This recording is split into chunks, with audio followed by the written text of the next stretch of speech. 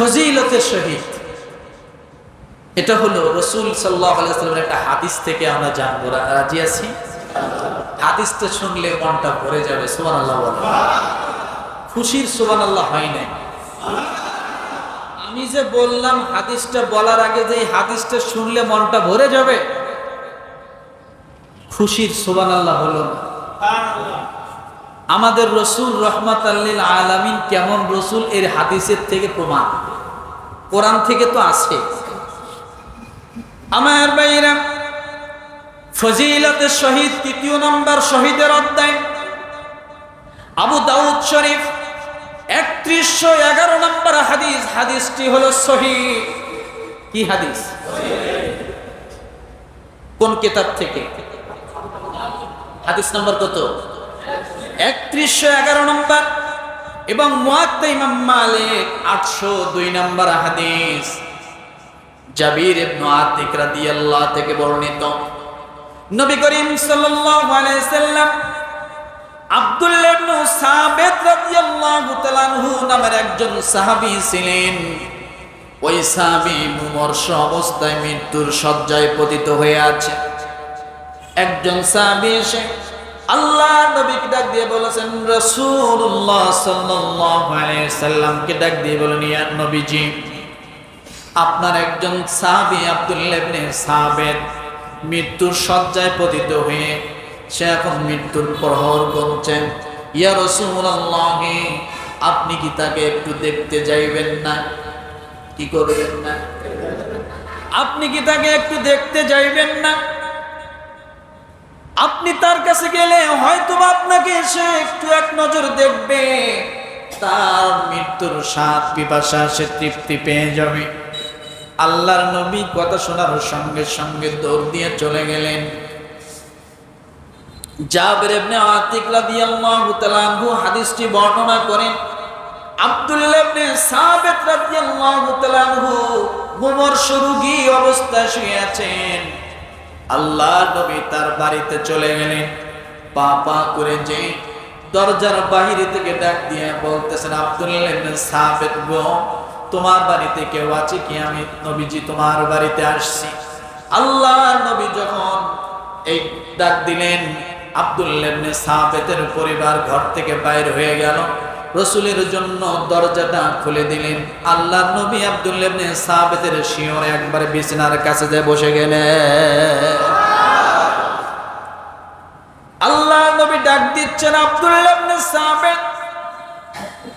আব্দুল্লাহ ইবনে সাবিত জবাব দেয় না, মাথা লড়ায় না, পরট ফিরায় না। আব্দুল্লাহ ইবনে সাবিত এমন মুমূর্ষ অবস্থায়, যে অবস্থায় আছে ওই অবস্থায় আব্দুল্লাহ ইবনে সাবিত রয়েছে। আল্লাহর নবী বারবার ডাকতে আব্দুল্লাহ ইবনে সাবিত, কিন্তু আব্দুল্লাহ ইবনে সাবিত কোনো শব্দ করে না।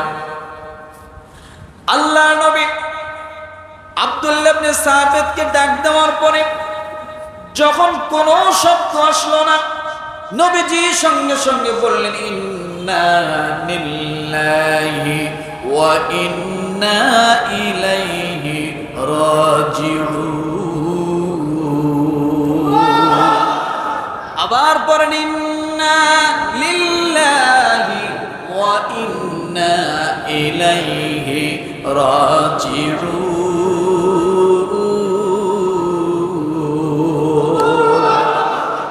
এটা পারেন? এটা সবার মরার সময় এই কথাটা আপনি বলবেন না, অন্য মানুষ বলবে, মাইক দিয়ে বলবে। কথা ঠিক কিনা?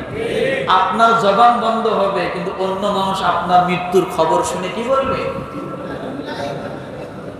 এখন বলবেন, হুজুর এটা কি শুধু মরা মানুষের ক্ষেত্রে বলে না, যে কোনো আকস্মিক বিপদ আপদ যা কিছুই আসুক না কেন আপনি সাথে সাথে বলবেন, ইন্না লিল্লাহি ওয়া ইন্না ইলাইহি রাজিউন।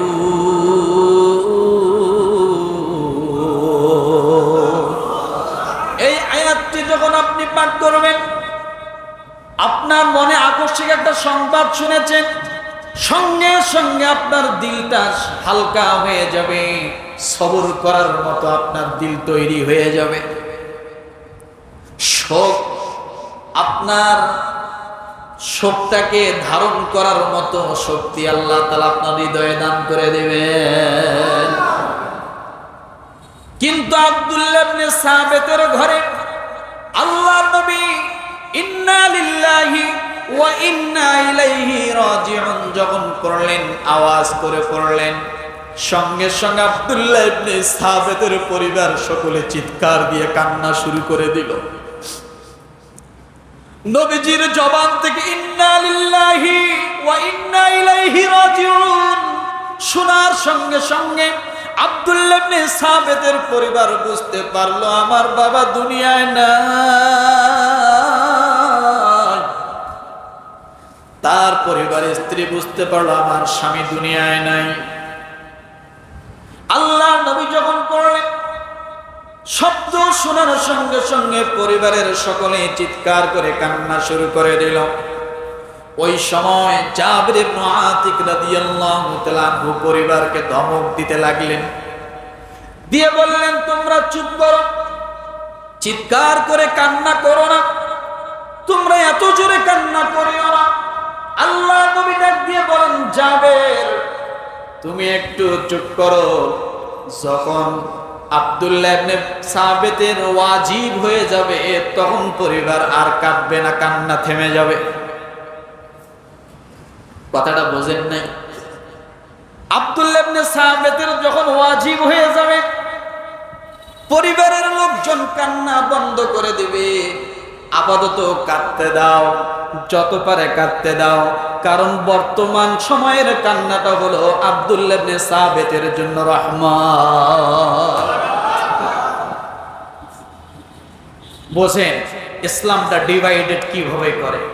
মৃত্যুর আগ পর্যন্ত আপনি যদি কারো অসুস্থতার কথা শুনে, কোনো দুঃখ সংবাদ শুনে আপনি যদি কান্না করেন, সে কান্নাটা কি?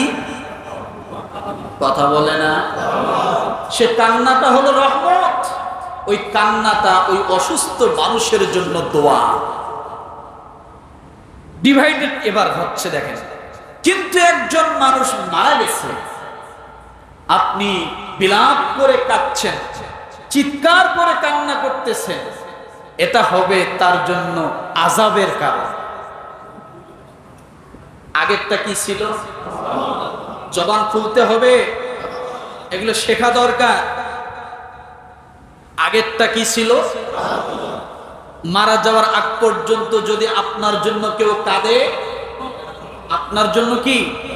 কিন্তু আপনি মারা গেছেন, এরপরে এত বিলাপ করে এত জোরে কান্না করতেছে, এই কান্নার অর্থ হলো আল্লাহর কাছে অভিযোগ করতেছে যে তুমি আমার স্বামীকে নিলা কেন, আমার সন্তানকে নিলা কেন, আমার ভাইকে নিলা কেন, আর মানুষ চোখে দেখো না? কথাটা বোঝেন নাই মনে হয়?